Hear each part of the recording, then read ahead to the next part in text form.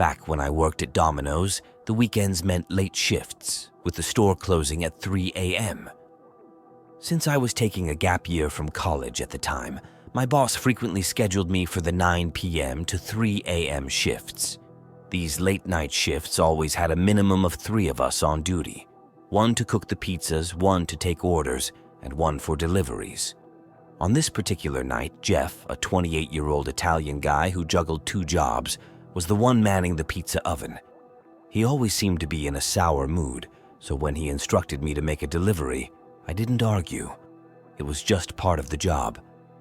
Given that it was a Saturday night, it was no surprise to receive delivery orders well past 2 a.m. around 2:30 a.m. I was tasked with delivering 2 pizzas to an address that I vaguely recall as 27 Crocker Drive or something similar. I hopped into my trusty old 2002 Honda Civic and headed down the road, a journey that took about 5 minutes. Living in the Manchester Township area of Jersey meant a lot of driving through nothing but dense woods. Every stretch of road seemed swallowed up by darkness, illuminated only by the beams of my headlights. After turning off the main road onto smaller, unlit streets, I found myself on a dirt road marked with a private property sign. This had to be the place I was delivering to. Just then, a loud bang echoed through my car, followed by a noticeable wobble in handling and a repetitive flopping sound. I knew immediately. Flat tire. I pulled over, confirming my suspicions as I inspected the front right tire, completely deflated. Thankfully, the house was visible in the distance under the glow of my headlights. Rather than calling for roadside assistance right away, I figured it made more sense to deliver the pizza first and perhaps seek help from the customer. Approaching the deck of the house, I noted its modest size, nestled among the trees like most homes in the area. Though the lights were on inside, the closed blinds gave it an air of seclusion. After ringing the bell, a typical-looking young man promptly answered the door. As we completed the transaction, I couldn't help but share the flat tire ordeal I'd just encountered. A flicker of concern crossed his face as he handed over the money and took the pizzas. Stepping outside, he offered to inspect my car with me. It was just a short stroll from the house, and as he examined the tire, he assured me he could lend a hand, needing only his tools from inside. While I pondered what could have caused the flat on his dirt driveway, he waved off my concerns, urging me not to worry. Continuing down the road, I couldn't shake off a sense of unease. It wasn't until I noticed a small spike strip embedded in the road that it all clicked. There was no other explanation for its presence than someone deliberately placing it there, undoubtedly the same person I'd just encountered. As I mulled over the situation, I opted to play dumb about the spike strip, casually strolling back to the house, claiming I found nothing. The guy scrutinized me for a moment, a flicker of suspicion in his eyes. But then, he simply turned away, mentioning he needed to fetch some tools from inside. What those tools were, I had no idea, and frankly, I didn't want to stick around to find out. Waiting until he disappeared inside, I swiftly returned to my car, starting the engine and shifting into reverse. I wasn't about to hang around to discover his intentions. As I backed up, the flat tire protested against the rough dirt road. I made a point to avoid the spike strip this time, guiding my car onto the concrete road. Glancing back one last time, I ensured he wasn't tailing me before speeding off. With a sense of relief, I relaxed my speed to a cautious 10 to 15 miles per hour, wary of further damage to my wheel. Glancing in the rearview mirror, I spotted the guy chasing after my car, forcing me to grit my teeth as I accelerated, feeling the strain on my already compromised tire. Eventually, he faded from view as I turned onto the main road. The journey back felt interminable, the slow pace dragging out the trip to nearly 20 minutes. Upon my return, I knew time was tight, with the police closing in. But first, I had to return the Domino's sign from my car, a requirement for delivery drivers. Needless to say, Jeff wasn't too pleased with my delayed return. It took me a while to gather my thoughts before finally sharing the whole ordeal with Jeff. The other woman working the same shift listened in, her expression a mix of shock and concern. As closing time approached, Jeff advised me to take it easy on the drive home, considering I lived just down the block. He suggested I deal with the flat tire situation the next day. Once Jeff and the woman left, I sat in my car, lost in thought. Eventually, I started the engine and began the slow journey home. However, I couldn't shake the feeling of being followed. A car without its lights on trailed closely behind me for some time. Feeling uneasy, I decided to pull over in front of a small house, hoping the car would pass. To my alarm, the car also pulled over on the same side of the street, a little further down. Panic surged through me as I realized it must be the same man from the Domino's delivery. I couldn't risk leading him to my house.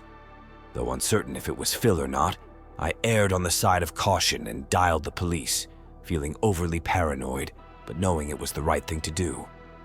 Concerned about being followed, I decided to call the police to my exact location.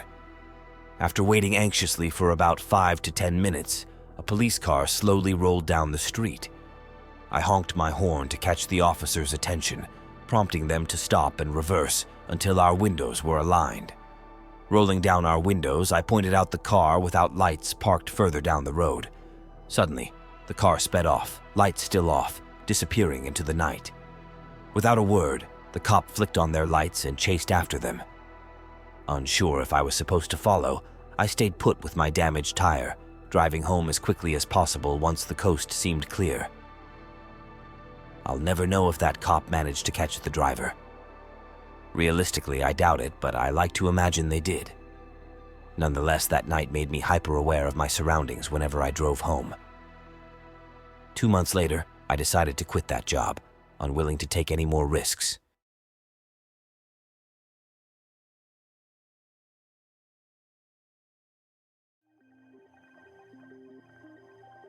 I work nights as a driver to earn some extra cash. Fridays and Saturdays are typically bustling, with folks either staying in or hanging out with friends, resulting in a surge of food orders. Those nights are my prime time for work. One Saturday, around 1 a.m., I received a request to pick up McDonald's for a guy named Kyle. He lived just a short distance from where I was, so I headed to the nearest McDonald's, only a 2-minute drive away, to grab his order. It was a simple one, just a couple of hamburgers. Kyle's place was only about 5 to 7 minutes away from the McDonald's. Following the app's directions, I found myself on a short dead-end street, branching off another dead-end street. His house was the last one on this secluded road, tucked away beside a line of trees that ran alongside a highway. It was eerily quiet considering the late hour. Not wanting to disturb anyone, I opted to call Kyle instead of ringing the bell.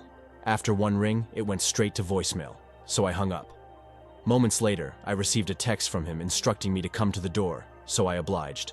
As I approached the grand wooden front porch of the house, the door swung open, revealing a bald man who appeared younger than I expected, probably in his 30s. His bald head caught my attention, but I refrained from making any assumptions. Maybe it was a personal choice, or a health issue. However, his breath reeked of alcohol, indicating he might have had a bit too much to drink. Despite this, I tried not to judge. Usually, payments were handled through the app, eliminating the need to wait for cash. However, Kyle, the guy I was delivering to, asked me to place the pizza on his kitchen table while he went to grab a tip. Free money sounded good to me, so I obliged. His kitchen was dimly lit, with only a small nightlight providing minimal illumination. The smell emanating from the kitchen was less than pleasant, though I couldn't quite pinpoint the source. As Kyle took an unusually long time retrieving the tip from the basement, I began to explore a bit. Venturing into the adjacent living room, I noticed the TV was the only source of light. As I entered the living room, darkness engulfed the space, making it difficult to discern anything. However, the foul stench grew even stronger in this room. My eyes then caught sight of the back door, partially slid open. Perhaps Kyle was airing out whatever was causing that putrid odor. Curiosity got the better of me, and I approached the door, hoping for a breath of fresh air. To my dismay, the smell intensified as I stepped outside onto the back deck. The buzzing of flies filled the air, indicating something was amiss. As I moved, a motion-sensing light flickered on, illuminating 2 large black garbage bags. Each bag contained something long and ominous. It didn't take long for realization to dawn on me. Suddenly, waiting around for a tip didn't seem like the best idea anymore. I quickly made my way back indoors, my heart pounding with unease. Just as I reached the front door, I heard Kyle's voice echoing from the basement. He emerged, holding a handful of bills, catching me just as I was about to exit. Curiously, he inquired about my sudden rush, to which I hastily fabricated an excuse about needing to check my car for something. He seemed to buy it, handing me the cash before turning his attention to the still-lit back porch. As Kyle approached the porch, his smile faded, replaced by a stern expression. With a firm tone, he questioned whether I had ventured into his backyard. I denied it, but his intense gaze made me uneasy.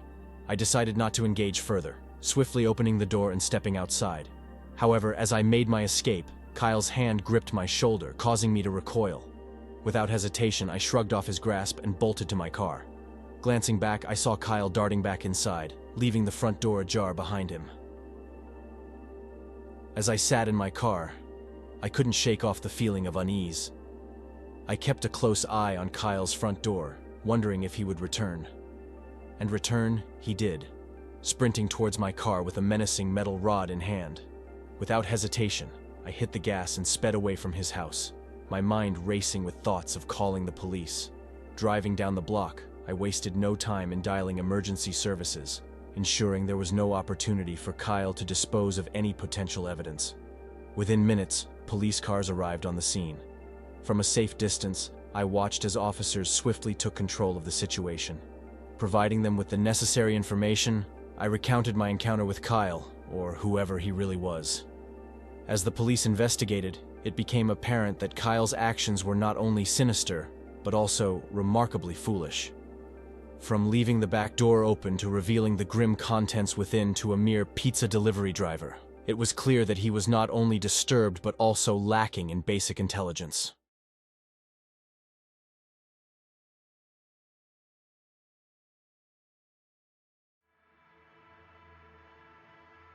I typically do food deliveries on weekends and sometimes on school-free days. This particular incident occurred just a couple of weeks before our school's holiday break. It was a chilly Friday night, and with no plans in sight, I decided to hit the road and make a few extra bucks rather than lazing around at home. Starting my shift around 6 p.m., I began receiving orders after setting up the app.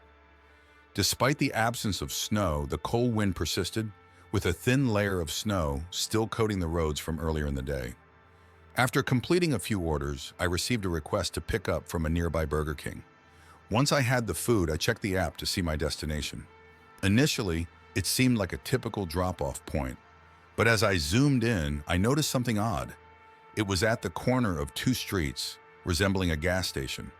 Finding it a bit unusual, I tapped Begin Route and started driving over.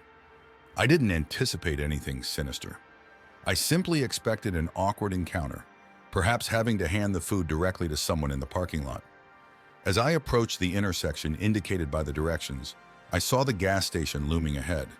While the station itself appeared normal, the absence of any cars in the parking lot struck me as odd. I pulled into one of the spots at the back of the gas station and remained in my car, scanning the area for any sign of the customer. The app should have notified them of my arrival, so I expected someone to be waiting. However, after a few minutes, no one showed up. I sent a text through the app to inform them of my presence and then stepped out of my car to get a better view. The whole intersection was eerily deserted, with no passing cars and the stores across the street shuttered for the night. The longer I stood there, the more uneasy I felt. Checking my phone, I saw no response from the customer. Just as I was about to retreat to my car, a truck pulled into the gas station. The truck bypassed the pumps and parked a couple of spots away from me. It was an older dark red pickup with tinted windows. I couldn't help but wonder why they bothered with a delivery order if they were just going to drive here anyway. Initially, I assumed they might be a gas station worker or simply hanging out, but now the situation felt far more suspicious. As the driver stepped out of the truck, I noticed his disheveled appearance, dirty, stained clothes, and a rugged demeanor. Holding up the bag with a faint smile, I tried to maintain composure, but the man didn't even acknowledge it. His intense gaze locked onto me as he approached, sending a chill down my spine and urging me to leave the scene immediately. I placed the bag on the ground, and without hesitation, the man quickened his pace, as if anticipating my departure. Hurrying back into my car, I began reversing just as the man reached my door. Suddenly, he sprinted back to his truck, leaving the food abandoned on the ground. As I exited the gas station, I glimpsed him hastily backing out and speeding toward the exit I was using. Ignoring traffic lights, I pushed my car to its limits, racing down the road until I reached a busier area. For a moment, the truck attempted to follow me, but it eventually veered off. Once I was out of harm's way, I dialed the police, though the outcome was minimal. In the heat of the moment, I hadn't even thought to check the man's license plate. Reflecting on the incident, I can't shake the uncertainty of what could have transpired had I stayed. The thought that I was mere moments away from finding out remains chilling.